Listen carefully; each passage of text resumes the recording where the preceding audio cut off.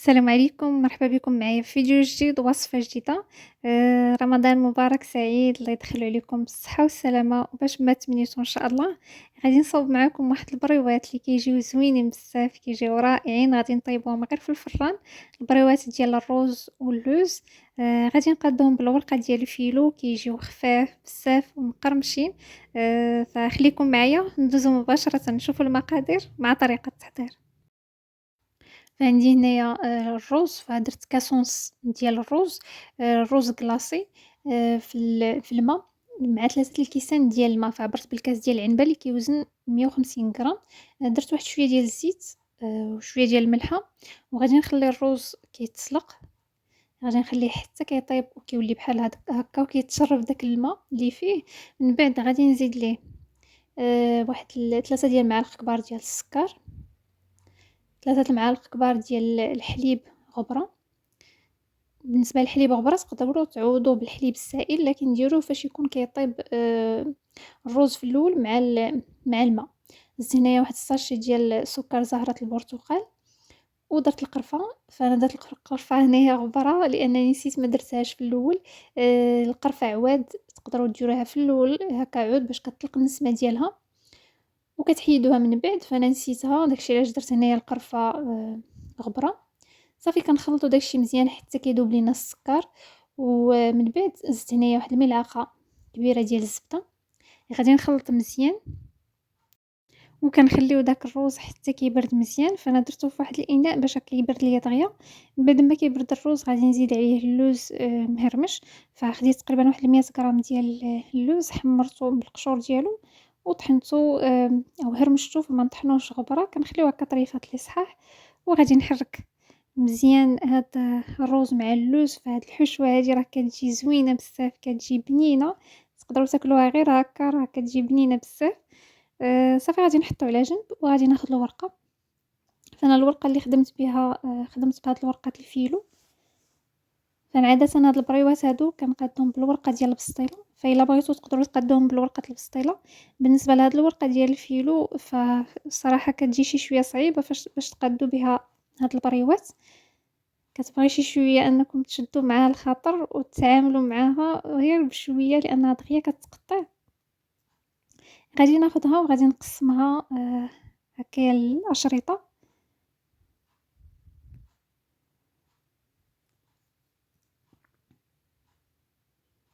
فكنقطعها بالموس. من بعد كنحصل على أشرطة بحال هكا. غادي نجمعهم وغادي ناخد غير الكمية اللي غادي نخدم بها. الكمية الأخرى غادي نحطها في غادي نعاود ندور عليها ديك البلاستيكة اللي فيها،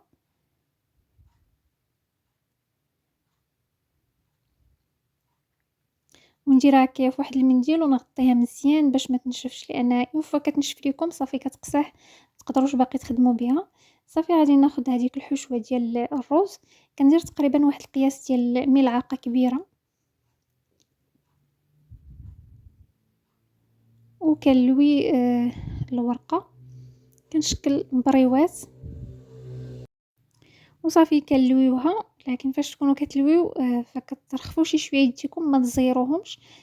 حيت الا زيرتوهم بزاف من بعد فاش كديروهم في الفران كيتنفخوا شي شويه كيتفرقعوا الا كانوا مزيرين بزاف.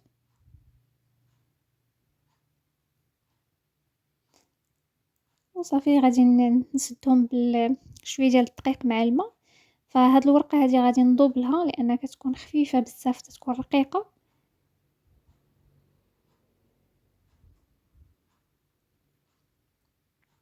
الا بغيتو تقدروا تخدموا بالورقه ديال البسطيله. انا عاده كنقادهم بالورقه البسطيله وكنقليهم في الزيت. فهاد المره هذه كانت عندي الورقه ديال الفيلو، قلت نقاد بهم هاد البريوات ديال الروز. وصراحه كيجيو زوينين بزاف. هاد الورقه كتجي خفيفه، كتجي مقرمشه، ماشي بحال الورقه ديال البسطيله كتجي شي شويه ثقيله كتكون كتجبد. هذه كتجي مقرمشه، غير الخدمه ديالها كتبغي شي شويه ديال الخاطر وما تفرسيوش على ديك الورقه. آه، كتخدموا بها غير بشويه باش ما تقطعش ليكم. فانا هنايا ما دهنتهاش، ما دهنتهم حتى الاخر، عاد دهنتهم بالزبده والزيت. هنايا غادي نضوب الورقه.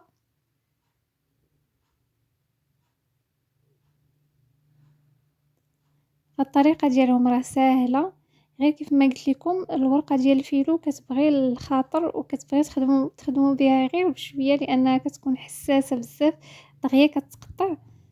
وصافي كنلصق هنايا بالدقيق مع الماء. كنحاولوا ما نكثروش، نديرو غير شي شويه لانه الا كان كثير حتى هو غادي يقطع لكم الورقه. فانا في الاول ما جربتش الفيديو فاش كنت كنطوي الورقه في الاول، ما جربتش معكم الفيديو في هذه البلاصه هذه، راه مزربه الفيديو باش غير نوريكم انكم خصكم تخدموا بها غير بشويه باش هكايا الورقه ديالكم ما تقطعش. هي راه طريه، فانا فاش خديتها صراحه خديتها زوينه الورقه، جبتها هكايا ما مقطعاش ما مهرساش. غير فاش تكونوا كتخدموا بها خصكم تشدوا ليها الخاطر باش ما تقطعش لكم.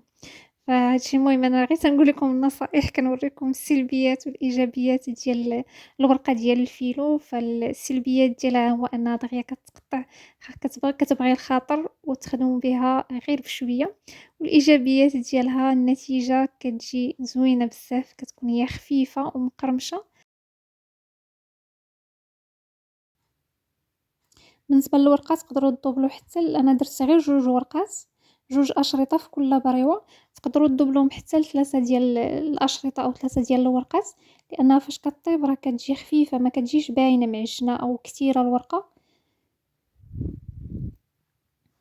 صافي كنلصقهم بالدقيق والماء وغادي نديرهم في الطاوه. في هاد الاثناء كتكونوا مشعلين الفران ديالكم كتسخنوه مزيان.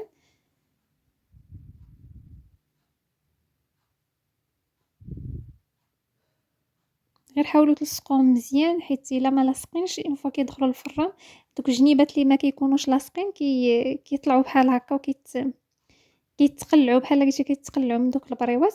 هنايا درتهم في اللاطه غادي ندهنهم بالزبده. فانا خلطت الزبده مع الزيت، درت شويه ديال الزبده وسخنتها. آه، من بعد خلطت معاها شويه ديال الزيت وغادي ندهن هاد البريوات مزيان. فانا غادي ندهنهم هكا من الفوق ومن التحت ديالهم لان الورقه ما دهنتهاش في الاول.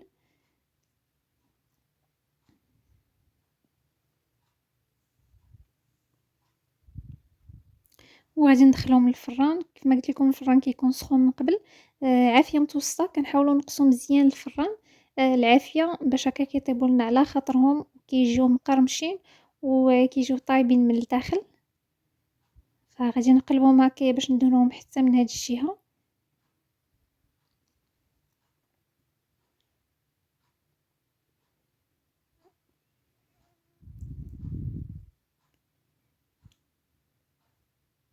وغادي ندخلهم للفران وغادي نتلاقاو من بعد باش نشوفوا الشكل ديالهم من بعد ما كيطيبوا.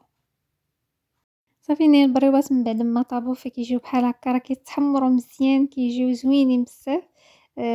هنايا غادي نخليهم حتى يبردوا، عاد غادي نزينهم. فغير الا بغيتو تدخلوهم للفران حاولوا دهنوهم مزيان بديك الزبده والزيت باش كتدخلوهم من الداخل، لانه كيف ما قلت لكم ما دهناهمش في الاول. صافي خليتهم حتى بردوا، عاد من بعد غادي ندردر عليهم هنايا السكر كلاصي.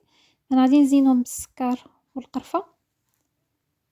فما ديروش السكر وهما سخان باش هكا ما يذوبش لكم فيهم من فوقهم السكر.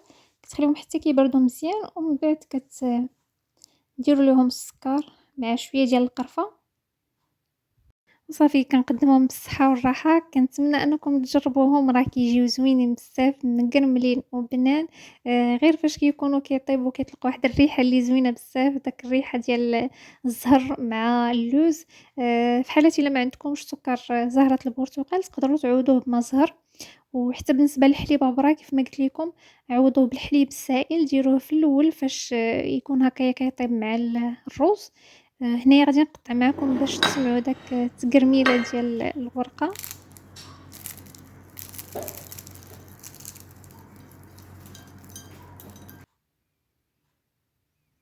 كيجيو مقرملين بزاف وخفاف. كيف ما شفتوا معايا طيبتهم غير في الفران وراه كيتحمروا مزيان. وباش نتفاداو هكايا القلي. وصافي هادشي اللي كاين. كنتمنى ان هذا الفيديو يعجبكم، ما تنساوش لي لايك وخليو لي التعاليق الزوينه ديالكم. الا عندكم شي تساؤلات او اقتراحات فخليهم لي في لي كومونتير. بالنسبه لي كيزور القناه لاول مره فكنقول لهم مرحبا بك. وفعلوا الجرس باش هكا يوصلكم جديد الوصفات. وما بقى لي الا نقول لكم خليتكم على خير، نتلاقاو في فيديو جديد وبسلامه.